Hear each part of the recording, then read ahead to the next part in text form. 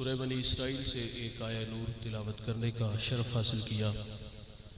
دعا ہے اللہ حق بیان کرنے کی توفیق عطا فرمائے، قابل عمل باتوں پر ہم سب کو عمل کر کے زندگی کی راہوں کو درست کرنے کی توفیق عطا فرمائے۔ رجب المرجب کا یہ بابرکت مہینہ ہے اور اس ماہ کی 27 تاریخ کو میرے اور آپ کے آقا و مولا نبی رحمت صلی اللہ علیہ وسلم وہاں تشریف لے جاتے ہیں جہاں کسی کا گمان بھی نہیں پہنچ سکتا۔ کوئی فلک تیرا یار گیا، کوئی جا سدرات ہار گیا، ایک کالیاں زلفاں والا سی جڑا عرش تو بھی لنگ پار گیا۔ کوئی حد ہے ان کے عروج کی، بلغ العلا بکمالہ ہی۔ یہ حضور کا اعزاز ہے کہ حضور نے سر کی آنکھوں سے رب کا جمال دیکھا ہے۔ حضور کے علاوہ یہ اعزاز کسی اور نبی کو نصیب نہیں ہوا۔ میں معراج النبی صلی اللہ علیہ وسلم کا پس منظر آپ کے سامنے رکھوں گا، توجہ سے سماعت فرمائیے گا۔ حاضرین مجلس، یہ عادت باری تعالیٰ ہے، اللہ جس کو جتنا بڑا مقام عطا فرماتا ہے اس کو پھر آزمائش کی اتنی بڑی راہ سے بھی گزارتا ہے۔ یاری تیری سونا پر ازمیشاں تیریاں اگ، سونا پرکھیا جامدائے نال اگاں دے لگ۔ جس کو اللہ جتنا بڑا مقام دیتا ہے اس کو پھر آزمائش کی اتنی بڑی راہ سے گزرنا پڑتا ہے۔ آپ نبیوں کی زندگیوں کا مطالعہ کر کے دیکھ لیں، اگر ان کے سروں پر نبوت کے تاج ہیں تو میرے مالک نے انہیں آزمایا کس قدر۔ اللہ کے نبی ہیں حضرت ایوب علیہ السلام، آپ کی معیشت بڑی مضبوط تھی، 40,000 بکریوں کا ریوڑ تھا، 40 باغ تھے، 400 غلام تھا، اور اللہ نے چاند جیسے 12 بیٹے بھی عطا فرمائے تھے۔ اللہ نے فرشتے کو بھیج دیا کہ جاؤ میرے نبی سے کہو کہ آزمائش کے لیے تیار ہو جاؤ۔ تو آپ فرماتے جے سونا میرے دکھ وچ راضی تو میں سکھ نو چلے ڈاواں۔ کہا میں آنے والی ہر آزمائش پہ صبر کروں گا۔ آپ ممبر پہ تشریف فرما ہیں اور تا حد نظر آپ کے حواری ہیں اور ان سے محو کلام ہیں۔ اچانک ایک غلام دوڑا دوڑا آیا اور اس نے آ کے عرض کیا کہ حضرت غضب ہو گیا، 40,000 بکریوں کا ریوڑ پانی کی بے رحم موجیں بہا کے لے گئیں۔ آپ نے صبر کیا۔ ابھی اس کی بات ختم نہیں ہوئی کہ ایک اور آ گیا۔ اس نے کہا حضرت غضب ہو گیا، 40 باغ ہوا کا تیز جھونکا اڑا کے لے گیا۔ آپ نے اس پر بھی صبر کیا۔ اچھا ایسا نہیں ہوا کہ درمیان میں 6 ماہ کا وقفہ ڈال لیا گیا ہو کہ اگلا امتحان 6 ماہ بعد لیا جائے گا، ایک وقت میں سارے امتحان لیے گئے۔ تیسرا آیا اور اس نے جو آ کے خبر دی وہ خبر سن کے کلیجہ منہ کو آتا ہے۔ اس نے کہا حضرت غضب ہو گیا، آپ کے 12 بیٹے کسی کی ہاں مہمان بنے، مکان کی چھت گری اور آپ کے 12 کے 12 بیٹے شہید ہو گئے۔ اولاد آنکھوں کی ٹھنڈک من کا قرار ہوتی ہے بھائی، یہ اسائی پیری ہوتے ہیں، بڑھاپے کا سہارا ہوتے ہیں، لیکن ایک جھٹکے میں 12 بیٹے بھی چلے گئے۔ آپ نے اس پر بھی صبر کیا۔ حضرت ایوب علیہ السلام کے جسم پر زخم آئے، یہ امتحان تھا۔ شہر والوں نے شہر سے نکال دیا، امتحان تھا۔ اچھا جب زخم نوکے زبان پہ آئے، زبان کو چاٹنے لگے، تو پھر اللہ کے نبی گویا ہوئے، محبت کی زبان بولی۔ شکوہ تو ہم لوگ کرتے ہیں، زندگی میں اگر کوئی امتحان آ جائے تو ہم کہتے ہیں یا اللہ سارے دکھ ساڑھے واسطی نے، یہ سارے دکھ غریباں واسطی نے، لیکن جو اہل اللہ ہوتے ہیں وہ راضی بر رضا رہتے ہیں۔ محبت کی زبان بولی۔ آپ فرماتے ہیں مالک 40,000 بکریوں کا ریوڑ چلا گیا، میں نہ بولا، 40 باغ ہوا کا تیز جھونکا اڑا کے لے گیا، اے اللہ میں نہ بولا، میرے چاند جیسے 12 بیٹے چلے گئے، اے اللہ میں نہ بولا، میرے انگ انگ میں زخم آئے، میرے جسم سے بوٹیاں ٹوٹ کے زمین پہ گری، اے اللہ میں نہ بولا، شہر والوں کی بے وفائی کا تذکرہ کیا، مجھے شہر سے نکال دیا گیا، اے اللہ میں پھر بھی نہیں بولا، لیکن مالک تجھ سے میری ایک درخواست ہے کہ میری اس زبان کو محفوظ رکھنا، وہ اس لیے کہ یہ زبان تیرا نام لیتی ہے، یہ زبان تیرے تذکرے کرتی ہے، اٹھ دی بیندی ٹر دی پھر دی ستیاں تے جاگ دی، نام جپ دی رو تے کھپ دی ویہ سر اس راگ دی، نام جپیاں قرب ملدا نام دی کر پوری سام، شیشی وچ کستوری جے کر پھر ضرورت کاغ دی۔ جنہیں اللہ عزت عطا فرماتا ہے بھائی، اللہ انہیں پھر آزمائش کی راہوں سے بھی گزارتا ہے۔ میرے اور آپ کے آقا و مولا نبی رحمت صلی اللہ علیہ وسلم کا اعزاز، آپ امام الانبیاء ہیں، آپ کا فخر، آپ نے سر کی آنکھوں سے رب کا جمال دیکھا، تو زندگی میں امتحان کتنے آئے سنیے گا۔ حضور ابھی دنیا میں تشریف نہیں لائے، شکم مادر میں ہے کہ آپ کے سر سے آپ کے والد کا سایہ اٹھا لیا گیا۔ یہ اس وقت ہوا جب حضرت عبداللہ رضی اللہ تعالیٰ عنہ شادی کے کچھ عرصہ بعد تجارت کی غرض سے ملک شام آئے اور وہاں سے واپس عبد المطلب کے ننہال یثرب آ کے ٹھہرے۔ یثرب بیماریوں کا گھر تھا، آپ آئے اور بیمار ہو گئے۔ قافلہ چند دن ٹھہر گیا کہ جناب کی طبیعت بحال ہو تو ہم انہیں ساتھ لے چلے، لیکن طبیعت دن بدن بگڑنے لگی۔ قافلہ مجبوراً واپس مکہ چلا گیا اور چند روز بعد حضرت عبداللہ کا انتقال ہو گیا، اور یہ خبر مکہ المکرمہ میں عبد المطلب کے خاندان پر بجلی کی طرح گرتی ہے۔ سیدہ آمنہ رضی اللہ تعالی عنہا نے تو یار ابھی اپنے ماہ تمام کو جی بھر کے دیکھا بھی نہیں تھا، اور ان کا جی چاہتا تھا کہ میں اڑ کے یثرب چلی جاؤں، مٹی کے اس تودے کو دیکھوں اور اس کی خاک کو اپنی آنکھوں کا سرما بناؤں، لیکن جس امانت کا آپ کو امین بنانا تھا اس کی حفاظت کے ذمہ نے حضرت آمنہ کو روک لیا۔ حضور ابھی دنیا میں تشریف نہیں لائے، شکم مادر میں ہے کہ آپ کے سر سے آپ کے والد کا سایہ اٹھا لیا گیا۔ آپ در یتیم پیدا ہوئے، میرے نبی کی عمر 6 سال ہوئی، چلنے پھرنے کے قابل ہوئے، سفر کی صحبت سہنے کے لائق ہوئے۔ سیدہ آمنہ اپنے من کی کہانی اپنے سسر جناب عبد المطلب رضی اللہ تعالیٰ عنہ سے کہہ ڈالتی ہیں کہ 6 سال جدائیوں میں گزار دیے، اگر آپ رخصت عنایت فرمائیں تو آرزو ہے اس خاک کو آنکھوں کا سرما بنا لوں۔ تو آپ نے اپنی جوان سالہ بہو سیدہ آمنہ رضی اللہ تعالی عنہا کو اجازت دی اور ساتھ ایک خادمہ ام ایمن کو بھیج دیا۔ یہ نفوس قدسیہ مکہ سے یثرب آئے، 1 مہینہ یا کچھ دن وہاں ٹھہرے اور پھر وہاں سے واپس مکہ لوٹ آتے ہیں۔ اس کی وجہ یہ تھی کہ جو بھی آتا حضور کو دیکھتا، پیشانی میں نبوت کا نور دیکھتا تو برملا کہتا کہ یہ تو اس امت کا نبی ہے۔ لوگوں کا جمگٹھا ہوا۔ سیدہ فرماتی میرے دل میں خوف پیدا ہوا کہ کہیں یہ میرے بیٹے محمد کو گزند نہ پہنچائے۔ فرماتی اس خوف نے مجھے واپس پلٹنے پہ مجبور کر دیا۔ آدھا سفر طے ہو گیا، آدھا سفر ابھی باقی تھا۔ راستے میں ایک ابوا نامی گمنام بستی آئی۔ اب وہ گمنام نہیں کیونکہ اس کو نسبت سیدہ آمنہ رضی اللہ تعالی عنہا سے ہے۔ سیدہ وہاں آ کر کے رک جاتی ہے۔ آپ کو بخار نے آ گھیر لیا اور آپ جان گئی کہ یہ بخار میری جان لے لے گا۔ وقت رخصت ام ایمن کو کہا کہ میرے بیٹے محمد کو بحفاظت عبد المطلب تک پہنچا دینا، اور پھر حضور کو پاس بلایا۔ ادھر بچپنے کی معصومیت، پیشانی میں نبوت کا نور ہے اور ماں بیٹے میں کھب سی جاتی ہے۔ 2 باتیں کی اور پھر ہمیشہ کے لیے پہاڑوں میں سو جاتی ہیں۔ آپ فرماتی بیٹا کلو حین میتن کلو جدید بال کلو کبیر یفنا وانا میتۃ وذکر باق وولدت طہرا۔ فرمایا بیٹا ہر نئی چیز نے پرانا ہو جانا ہے، ہر باقی نے فنا ہو جانا ہے۔ فرمایا بیٹا سنو میں بھی جا رہی ہوں لیکن میرا ذکر باقی رہے گا۔ فرمایا اس لیے کہ میں تیرے جیسا پاکیزہ اور ستھرا محمد چھوڑ کے جا رہی ہوں۔ سانسوں کی مالا ٹوٹ گئی، موتی فضا میں بکھرے، ماں سے لپٹے لپٹ کے روئے، ننھے ننھے ہاتھوں سے کالے پتھروں کی قبر بنائی، آنسوؤں کا چھڑکاؤ کیا، پھر جہاں تک ماں نظر آتی رہی میرے نبی پلٹ پلٹ کے ان کالے پتھروں والی قبر کو دیکھتے ہیں۔ میں نے سیدہ آمنہ رضی اللہ تعالیٰ عنہ کے مزار کی 2 دفعہ زیارت کی ہے۔ یہ مدینہ سے تقریباً 350 کلومیٹر کے فاصلے پر ہے۔ ہم جب پہلی دفعہ حاضر ہوئے پہاڑ کے نیچے تھے، ماحول خاموش تھا، ہوا کا کہیں سے کوئی ایک جھونکا بھی نہ آیا، لیکن جب سید آمنہ رضی اللہ تعالیٰ عنہ کے قدموں میں جا کھڑے ہوئے تو یقین جانو ایسا لگا کہ اللہ نے جنت کے 8 دروازے ہی کھول دیے ہوں۔ آج بھی جنت سے ٹھنڈی ہوائیں سیدہ آمنہ کو سلام کرنے آتی ہیں۔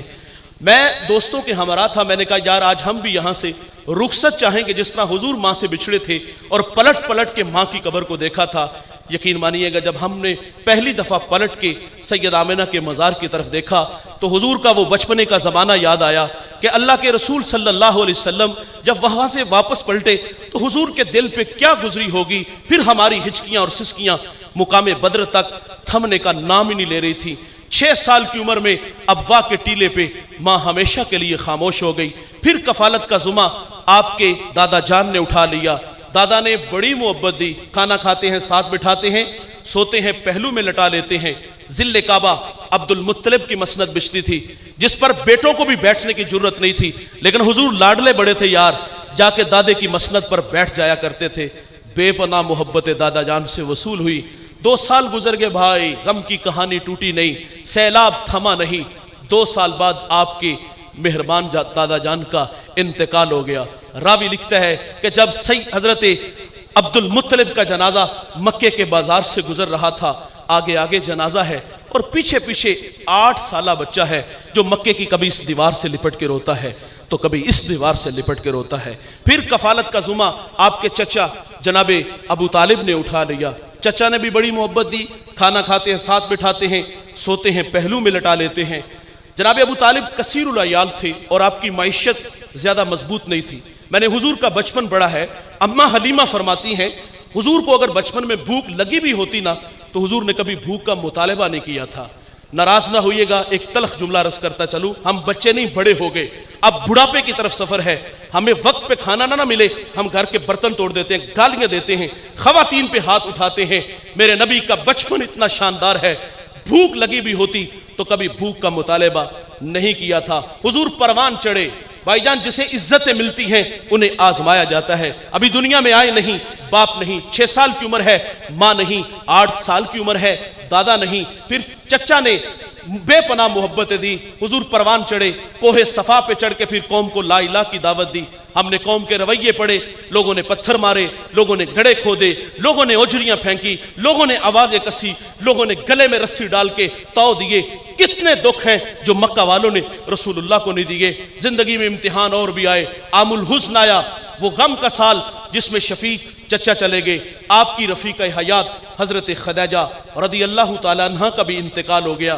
اس سال کا نام عام الحزن تھا, غم کا سال تھا. حضور گھر میں ہی لگ کے بیٹھ گئے.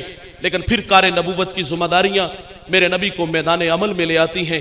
اب کے بار قوم کے رویے میں نے عرض کیا, گڑھے کھودے, اوجریاں پھینکی, گالیاں دیں.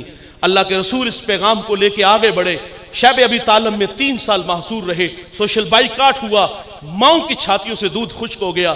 بچے بھوک کی وجہ سے روتے ہیں تو مائیں منہ پہ تھپڑ نہیں مارتی بلکہ اتنا کہہ کے چپ کراتی ہیں, بچوں اگر تمہارے رونے کی آواز کافروں نے سنی تو وہ تمہارے نبی محمد کو تانے دیں گے. بچے خاموش ہو جاتے. صحابہ کہتے ہیں ہم نے پتے کھا کھا کے گزارا کیا, چمڑے بھگو بھگو کر کے گزارا کیا. ایک صحابی کا بیان نظروں سے گزرا, وہ کہتے ہیں مجھے اتنی شدت کی بھوک لگی ہوئی تھی, ایک گیلی جگہ پاؤں آیا, نہ جانے وہ کیا تھا, اٹھایا کھا لیا.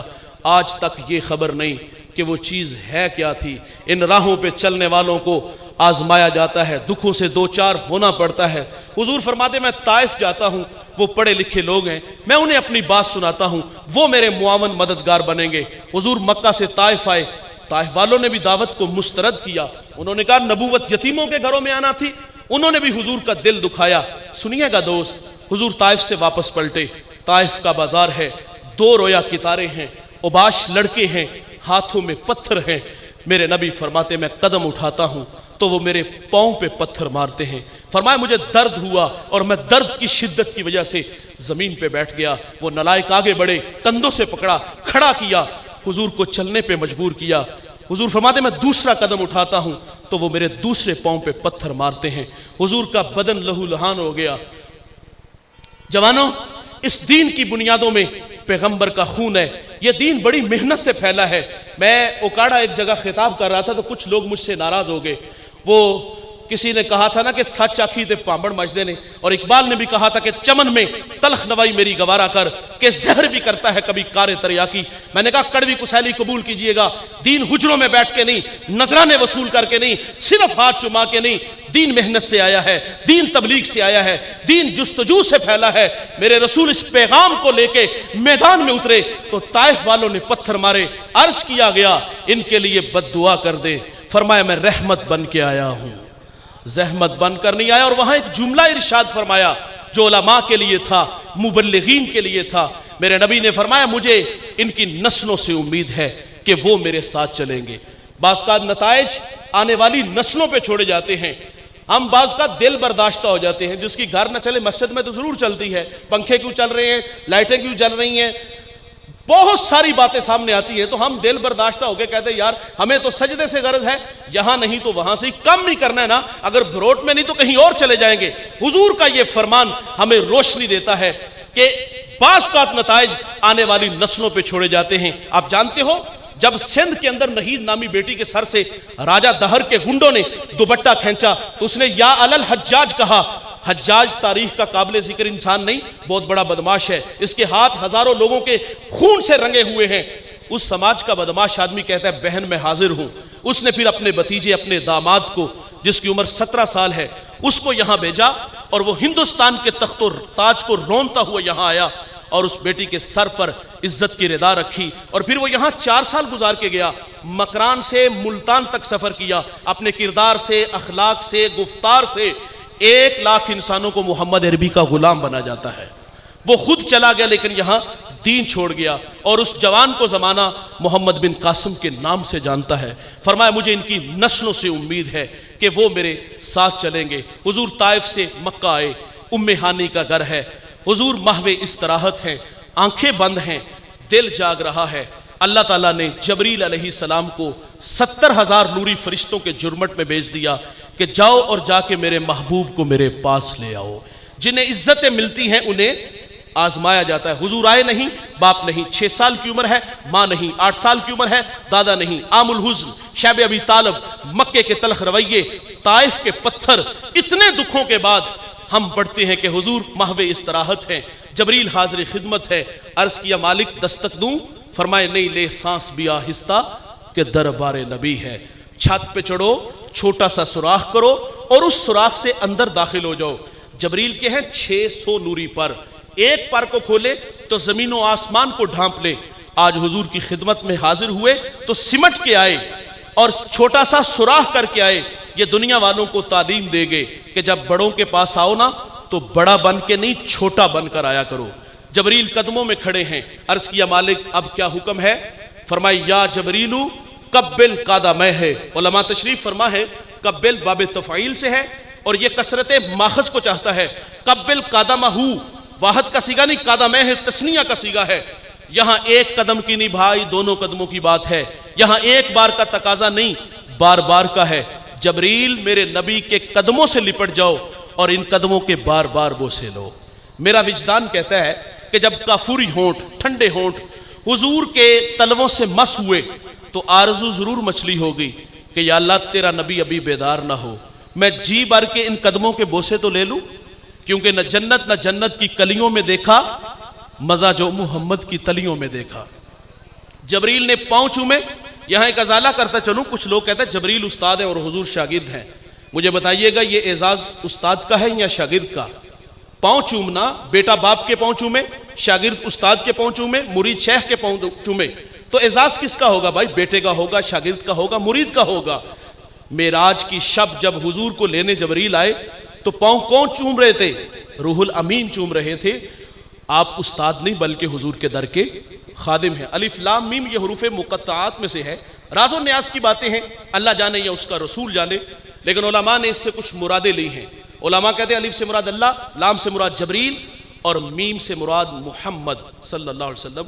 یہاں خانہ ذہن میں ایک سوال اٹھا کہ اللہ الف سے، محمد میم سے، جبریل تو جیم سے ہونا چاہیے تھا، یہاں لام سے جبریل کیوں کہا گیا؟ علماء کہتے ہیں یہ قرآن محاورے عرب کے مطابق اترا ہے۔ عرب والے جب ناموں کو اختصار سے لکھتے، جو آقا کا نام ہوتا اس کے نام کا پہلا حرف لکھتے اور جو خادم ہوتا اس کے نام کا آخری حرف لکھتے۔ یہاں جیم نہیں بلکہ لام لایا گیا ہے۔ جبریل نے پاؤں چومے، حضور بیدار ہوئے، اللہ کا پیغام دیا کہ اللہ آپ کے دیدار کا مشتاق ہے۔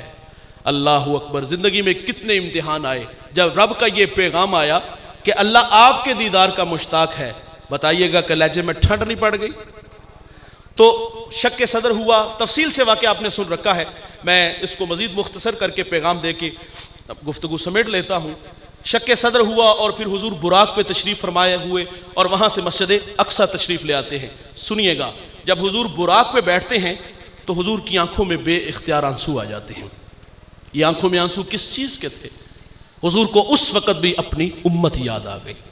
اور بھائی، حضور ساری زندگی اس امت سے پیار فرما، 63 برس اس امت میں گزارے، آئے رہے۔ جب اللہ کے حضور حاضر ہونے لگے تو فضل بن عباس کہتے ہیں حضور کو مرکد نور میں اتارا گیا تو میں نے دیکھا کہ حضور کے لب حرکت میں ہیں۔ میں نے کان قریب کر کے سنا تو حضور اس وقت بھی فرما رہے تھے، اے اللہ میری امت کی مغفرت فرما دے۔ وہ لمحے یاد کیجئے گا دوست، جب عذاب کی آیتیں اتری نا تو میرے نبی کا رنگ متغیر ہو گیا۔ آپ مجمع صحابہ سے اٹھے اور باہر چلے گئے۔ صحابہ سمجھے شاید حضور کسی حاجت کے لیے گئے ہیں، تھوڑی دیر انتظار کیا، تشریف نہ لائے تو تلاش کرنا شروع کر دیا۔ 1 دن 2 دن، حتیٰ کہ تیسرے دن کا سویرا طلوع ہو گیا۔ ممبر اداس ہے، گلیاں اجڑ گئیں۔ بلال حبشی مدینے کی گلیوں میں چیخے مار مار کے روتا ہے۔ سیدہ فاطمہ گھر میں غشی پر غشی آ رہی ہے۔ واصف علی واصف کہتا ہے شرف مکان کا نہیں ہوتا، مکین کا ہوتا ہے۔ وہ تو یثرب تھا، بیماریوں کا گھر تھا، لیکن سونے محمد کے قدم لگتے ہیں، اللہ مدینے کی خاک میں شفا رکھ دیتا ہے۔ تیسرا دن ہوا، صحابہ جنگل میں چلے گئے۔ میں نے اس جنگل کی زیارت کی ہے، وہاں گھر بن گئے۔ وہاں ایک چرواہا ملا، اس سے کہتے یار اس نام کا کوئی شخص تو نہیں دیکھا؟ رومی اس گفتگو کو بیان کرتے ہیں، اس نے کہا گفت چوپا مرمرا معلوم نیست، من نمی دانم محمد نام کیس، این قدر دانم کے اندر تیرا غار، زار می نالت کسے لیل و نہار۔ وہ کہتا ہے اتنا میٹھا نام تو میں نے سنا ہی پہلی دفعہ ہے، ہاں میں اتنا ضرور جانتا ہوں۔ وہ سامنے غار دیکھتے ہو جس کا نام ہے جبل صلا، وہاں ایک جوان ہے جو صبح بھی روتا ہے، شام بھی روتا ہے، اور کہتا وہ میری بکریاں دیکھو حلقہ بنائے بیٹھی ہیں، نہ کچھ کھاتی ہیں نہ کچھ پیتی ہیں، وہ روتے ہیں تو یہ بھی روتی ہیں۔ صحابہ نے پوچھا وہ رونے والا کیا کہتا ہے؟ اس نے کہا جب اس کے لبہائے مبارک کھلتے ہیں تو وہ رب حبلی امتی کی صدائیں دیتے ہیں۔ بے جان جسموں میں جان آئی، صحابہ اندر داخل ہوئے۔ آنکھیں کیا دیکھتی ہیں کہ حضور کی پیشانی نوکیلے پتھر پہ جھکی ہے اور رو رو کے کہہ رہے ہیں اللہ میری امت کی مغفرت فرما دے۔ میں عرض کروں گا بھائی، 2 لمحوں کے لیے اگر تخیلات میں غوطہ لگے، میں اور آپ خود کو کھینچ کے اس غار میں لے چلے، ایک جانب خود کو کھڑا کیجئے گا اور ایک جانب محبت کی بچھی کائنات دیکھیے گا۔ محبت عمل آسان کرتی ہے، محبت دعویٰ عمل دلیل۔ غلامی رسول میں موت بھی قبول ہے۔ معذرت سے کہوں گا کھوکھلے ہو گئے انارے، حضور نے ہمیں اتنا پیار دیا، ہم نے اس پیار کے صلے میں کیا دیا؟ ناراض نہ ہوئیے گا تو رویے عرض کرتا چلوں گا، اخلاق کھوکھلے، فساد کے کھوکھلے دانے پہ کھڑے ہیں۔ ہم جوان ہیں، چلتے اکڑ اکڑ کے، بولتے بگڑ بگڑ کے، مستی ہی مستی، نشہ ہی نشہ، یہ ہمارے تیور ہیں۔ 5 وقت اللہ کا منادی حی علی الصلاۃ کی صدائیں دیتا ہے، کان پہ جوں تک نہیں رینگتی، واعظ نصیحت کرتا ہے، ہم غفلت کی پٹی نہیں اتارتے۔ ہم تو کسی کو آخرت کی بات سنائے تو لوگ کہتے ہیں مولوی اپنی تقریر اپنے پاس رکھ، شباب ہمیشہ رہے گا، عمر کے سائے نہیں ڈلیں گے، موت کی ہچکیاں نہیں لگیں گی، خدا کی کچہری میں پیشی نہیں ہوگی۔ او بھائی، کبھی آسمان کی چھاتی پہ چمکتا چاند دیکھا ہے؟ یہ ایک صورت میں نہیں ہوتا، یہ کبھی قمر ہوتا ہے، کبھی بدر ہوتا ہے، کبھی ہلال ہوتا ہے۔ جوانوں، ہمیں بھی اس دنیا میں ہمیشہ نہیں رہنا، یہاں جو آیا ہے وہ جانے کے لیے، جو پیدا ہوا ہے وہ مرنے کے لیے۔ کل من علیہا فان، جو بھی ہے اس کو فنا ہے، بقا صرف اللہ کو ہے، یہاں کسی نے بھی بیٹھ نہیں رہنا۔ ہم سب نے اپنی اپنی باری پہ شہر خاموشاں کو آباد کرنا ہے، اور یہ سانسوں کی مالا کب ٹوٹ جائے، موتی خاک میں مل جائے، یہ ہم میں سے کسی کو کوئی خبر نہیں۔ محبت تو عمل مانگتی ہے۔ حضور 3 دن رو رو کے امتی امتی پکارتے رہے۔ ابو بکر آگے بڑھے، عرض کیا حضور 3 دن جدائیوں میں گزار دیے، مدینہ اداس کھڑا ہے، بلال مدینے کی گلیوں میں چیخے مار مار کے روتا ہے۔ اللہ کے حبیب فرماتے ابو بکر اتنی دیر تک سجدے سے سر نہیں اٹھاؤں گا جتنی دیر تک اللہ امت کے معاملے میں میں محمد سے وعدہ نہیں کر دیتا، راضی نہیں کر دیتا۔ سنیے گا، پھر سیدہ فاطمہ رضی اللہ تعالیٰ عنہ کو خبر ملی، آپ مدینے کی عورتوں کو لے کے اس غار کی طرف بڑھتی ہیں۔ صحابہ پیچھے ہٹے، آپ اندر داخل ہوئی، عرض کی ابو بیٹی آئی ہے، جگر کا ٹکڑا آیا ہے، جس کے لیے آپ مسند بچھا دیتے تھے، فاطمہ آئی ہے۔ حضور فرماتے بیٹا مجھے امت کی محبت رلا رہی ہے۔ جب حضور سجدے سے سر نہیں نہ اٹھاتے تو پھر سیدہ اپنے مالک سے عرض کرتی مالک میں نے سنا ہے جب فقیروں اور درویشوں کی دعائیں مستجاب نہیں ہوتی تو وہ سروں سے پگڑیاں اتار کے اے اللہ تجھ سے بھیک مانگتے ہیں، پھر تجھے اپنے بندوں پہ رحم آ جاتا ہے۔ عرض کیا مالک آج تیرے نبی کی بیٹی فاطمہ جس پر تو نے تطہیر کی آیتوں کو نازل کیا ہے، میں سر سے دوپٹہ اتار کے اپنے بابا کی امت کے لیے تجھ سے بھیک مانگتی ہوں۔ سیدہ کا ہاتھ ردا کی طرح بڑا، کوہرام مچ گیا، بادلوں کی اوٹ میں سورج نے منہ چھپا لیا۔ جوانوں ایسا لگا کہ قیامت آ گئی۔ رومی کہتے پھر ایک صدا اٹھی، پس ندا آمد زے یزداں قائے رسول، من دعائے فاطمہ کردم قبول، گھر طلب کر دی زمین و آسماں، جملہ بخش دے مجدر یک زماں۔ فرمایا جبریل دیر نہ کرو جلدی جاؤ، میرے نبی سے کہو سجدے سے سر اٹھا لے، ہم نے فاطمہ کی دعا کو قبول کر لیا ہے، جیسے آپ کہو گے ہم امت سے ویسے ہی معاملہ فرما دیں گے۔ او بھائی محبت عمل مانگتی ہے۔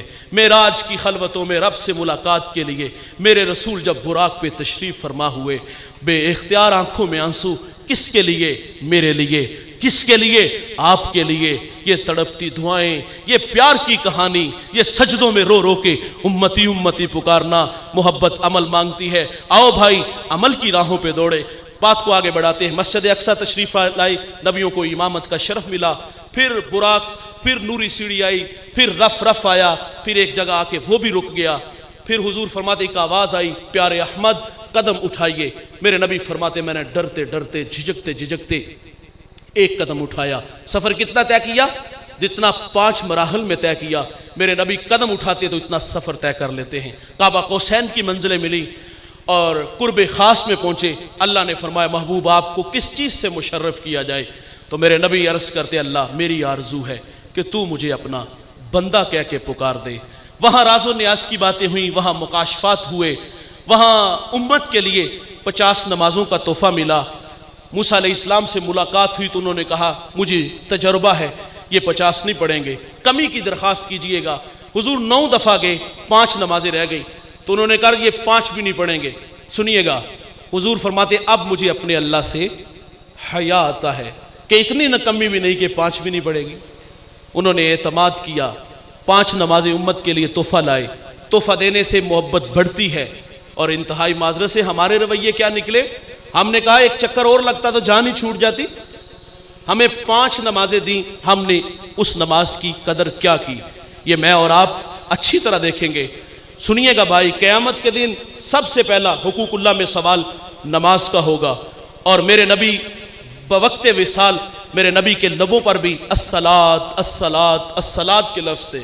رسول اللہ نے فرمایا مجھے تمہاری دنیا سے 3 چیزیں محبوب ہیں، ایک خوشبو منکوحہ عورتیں، اور تیسرا فرمایا نماز میری آنکھوں کی ٹھنڈک ہے۔ قیامت کے دن سب سے پہلا سوال نماز کا ہوگا، اور صحابہ کہتے ہیں مسلمان اور کافر کے مابین جو فرق رکھا تھا وہ نماز کا تھا۔ جو نماز پڑھتا ہم سمجھتے یہ مسلمان ہے، اور جو نماز نہ پڑھتا ہم سمجھتے یہ مسلمان نہیں ہے۔ ہم نے اسلاف کو پڑھا، سعدی شیرازی فرماتے ہیں بے نمازی کو قرض نہ دو۔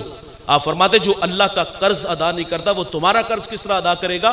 سلطان باہو فرماتے ہیں بے نمازی سے خنزیر بھی پناہ مانگتا ہے، اور شیخ عبد القادر جیلانی فرماتے ہیں بے نمازی کو مسلمانوں کے قبرستان میں دفن نہ کرو۔ آج میں اور آپ دیکھیں تو ریشو کس قدر بڑھ گئی بے نمازی لوگوں کی۔ ایک گھر میں 8 افراد ہیں، سب پہ نماز فرض ہے، اور نماز کے وقت کتنے لوگ ملتے ہیں؟ گھروں سے تلاشی رہے تو ہمیں مصلے نہیں ملیں گے، درود کی تسبیحیں نہیں ملیں گی۔ بے نمازی کو قیامت کے دن سنیے گا اللہ فرمائے گا سجدہ کرو۔ اس دن تو ہر کوئی چاہے گا نا، بے نمازی بھی چاہے گا، ساری زندگی اللہ کی نہیں مانی تو چلو آج ہی اللہ کو سجدہ کر لیں۔ اس دن بے نمازی بھی چاہے گا اللہ کو سجدہ کرنا، لیکن دوست اس دن سجدہ نہیں ہو پائے گا، کمریں یوں اکڑ جائیں گی۔ اور بے نمازی کھڑا کہاں ہوگا؟ قارون، حامان، ابی بن خلف۔ اور یہ کون لوگ ہیں؟ یہ اللہ رسول کے دشمن ہیں۔ جس صف میں اللہ رسول کے دشمن کھڑے ہوں گے اسی صف میں بے نمازی کو کھڑا کیا جائے گا۔ اور بھائی میں ڈسٹرکٹ منڈی باولدین ایک جگہ خطاب کے لیے گیا، نماز کا ٹائم تھا، ہمارے ساتھ ایک ذات کا مصلی کھڑا ہو گیا۔ وہ ساگر نے غالباً کہا تھا کہ کون کہتا ہے کہ ظلمات نے دم توڑ دیا ہے؟ ہم لوگ آج بھی اندھیروں میں کھڑے ہیں۔ وہ ذات کا مصلی تھا، اسے کھینچ کے پچھلی صف میں کر دیا۔ وہ کہتا تیرے ساتھ تو میری نماز بھی نہیں ہوتی۔ وہ ہم کمی کے ساتھ کھڑا ہونا توہین سمجھتے ہیں، جو اللہ رسول کے دشمن ہوں گے ان کے ساتھ کھڑا ہونا یہ اعزاز کی بات ہوگی؟ تو قیامت کے دن بے نمازی کو فرعون، قارون، حامان کے ساتھ کھڑا کیا جائے گا۔ حضور کی خدمت میں ایک خاتون حاضر ہوئی، آنکھوں میں آنسو ہیں، تڑپ کے کہتی حضور 3 گناہ مجھے چین نہیں لینے دیتے، شادی شدہ ہوں، شوہر دیار غیر چلا گیا، نفس پہ قابو نہ رکھ سکی، مجھ سے زنا ہو گیا، اور میں حاملہ ہوئی، بچہ ہوا تو میں نے غیرت کی وجہ سے اسے قتل کر دیا، اور تیسرا گناہ اس نے کہا کہ میرے پاس سرکے کا ایک مرتبان تھا جس کو میں بیچ کے بسر اوقات کرتی تھی، میں نے اس بچے کو اس میں پھینک دیا، گندا سرکہ بیچتی رہی۔ میرے نبی 3 گناہوں کی سزا بیان کرتے ہیں، فرمایا تو شادی شدہ ہے، تو نے زنا کا ارتکاب کیا، تجھے رجم کیا جائے گا، تو نے ایک انسان کو قتل کیا، تجھے قتل کیا جائے گا، اور تیسرا فرمایا تو نے گندا سرکہ بیچا، گناہ کبیرہ کیا، فرمایا اس کی اللہ سے معذرت چاہ۔ 3 گناہوں کی سزا بیان کرنے کے بعد میرے نبی اس خاتون کو فرماتے ہیں تو جس درد سے روتی ہوئی میری خدمت میں آئی، آپ فرماتے ہیں میں محمد تو سمجھا شاید کہ تیری نماز عصر قضا ہو گئی ہو۔ آج میں اور آپ دیکھیں ہماری کتنی قضا ہوتی۔ سری سکتی ایک بہت بڑا نام ہے، آپ کا جوان بیٹا دنیا سے چلا گیا، دوران تدفین نماز عصر چلی گئی تو سارا شہر افسوس کے لیے آیا، تو آپ تڑپ کے کہتے ہیں میرا بیٹا چلا گیا، سارے شہر نے افسوس کیا، میری نماز عصر چلی گئی، کسی نے بھی افسوس نہیں کیا۔ آج ہم دیکھیں ہم کہاں کھڑے ہیں بھائی، ریشو نکالیے گا، کسی کے پاس صرف ایک عید کی نماز ہے، کسی کے پاس صرف ایک جمعہ ہے، کسی کے پاس صرف فجر کی نماز ہے۔ میں اور آپ اپنی اپنی نمازوں کا حساب لگانے بیٹھے تو دیر نہیں لگے گا، ابھی 2 منٹ میں حساب کر کے بتا دیں گے کہ ہم نے زندگی میں نمازیں پڑھی کتنی ہیں۔ معراج کی شب امت کو میرے رسول نے جو تحفہ دیا وہ نماز کا تھا۔ آج کی اس بزم میں اور آپ وعدہ کریں گے کہ آج کے بعد ہم نماز نہیں چھوڑیں گے۔ اور آخری بات اس پہ گفتگو سمیٹ لیتا ہوں، راز و نیاز کی باتیں ہوئی، اور ان راز کی باتوں میں ایک بات سیدہ عائشہ رضی اللہ تعالی عنہا کے ذریعے وہ ہمارے تک پہنچی، دل کے کانوں سے سنیے گا اور اللہ سے عمل کے جذبے مانگیے گا۔ سیدہ فرماتی ہے دریائے رحمت جوش میں تھا، حضور نے اختیار دیا کہ عائشہ جو مانگو گی وہ عطا ہوگا۔ عرض کیا اگر آپ اجازت دیں تو میں اپنے والد گرامی سے مشورہ کر لوں۔ آپ نے جا کر کے سیدنا صدیق اکبر سے عرض کیا تو آپ فرماتے بیٹا جاؤ حضور سے عرض کرنا کہ معراج کی شب جو راز و نیاز کی باتیں ہوئیں ان باتوں میں سے کوئی ایک بات ارشاد فرما دے، اور ساتھ وعدہ لیا کہ مجھے بھی آ کے بتانا ہے۔ سیدہ نے آ کے عرض کیا کہ حضور معراج کی شب جو راز و نیاز کی باتیں ہوئی تھی ان میں سے ایک بات ارشاد فرما دے۔ تو میرے نبی فرماتے جو کسی کا ٹوٹا ہوا دل جوڑے گا وہ بغیر حساب و کتاب کے جنت میں جائے گا۔ ابا جان سے وعدہ کیا تھا، جا کر کے عرض کیا تو آپ زارو قطار رونے لگے۔ عرض کیا ابا جان یہ تو بہت بڑی بات ہے۔ عرض کی کہ اس کا دوسرا رخ بھی دیکھو، جو ٹوٹا دل جوڑے گا وہ جنت میں جائے گا، اور جو کوئی کسی کا دل توڑ بیٹھے وہ تو سیدھا جہنم میں جائے گا۔ اور آج میں اور آپ دیکھیں کہ ہماری زبانیں زہر اگلتی ہیں، میٹھے بول نہیں بلکہ کوبرا سانپ سے بھی زیادہ زہریلی ہمارے زبانیں ہیں۔ اور کچھ لوگ بڑے فخر سے بعض کو بتاتے ہیں 20 سال ہو گئے بھائی کو منہ نہیں لگایا۔ وہ یار آپ کو بچپنے کا زمانہ یاد نہ آیا؟ اکٹھے سکول جایا کرتے، ایک بستر پہ لیٹتے، اکٹھے بیٹھ کے کھانا کھاتے تھے، کبھی بھائی کی یاد بھی نہیں آئی؟ یہ کیسا صفاق بھائی ہے کہ 20 سال ہو گئے بھائی کو منہ نہیں لگایا، اور باقاعدہ کہتا ہے میں تھک کے نہیں چڑھتا۔ یہ کیسے رویے ہیں یار، رشتے توڑو نہ یار۔ میں ان نالائق بیٹوں کو بھی جانتا ہوں جنہوں نے اپنے والدین سے یہ باقاعدہ کہا ہوا ہے کہ اگر میں مر گیا تو آپ میرے جنازے پہ نہ آنا، آپ مر گئے تو میں نہیں آؤں گا۔ اور ہم اس شخص کو بھی جانتے ہیں کہ جس کا لاشا گھر میں پڑا ہے، محلے داروں نے کہا پتر اور جا کے ابے دا منہ ہی ویکھ لیا، ہری دفعہ جنازہ ہی پڑھ لیا، کندھا ہی دے لے، اس کی قبر پہ مٹی ڈال آیا۔ اس نے کہا وعدہ کیا تھا میں مر گیا تو آپ نہیں آئیں گے، آپ مرو گے تو میں نہیں آؤں گا۔ کیا ہم نے نفرتیں لے کے دنیا سے چلے جانا ہے؟ آؤ بھائی نفرتیں کم کرو، رشتوں کو جوڑنے والے بنو۔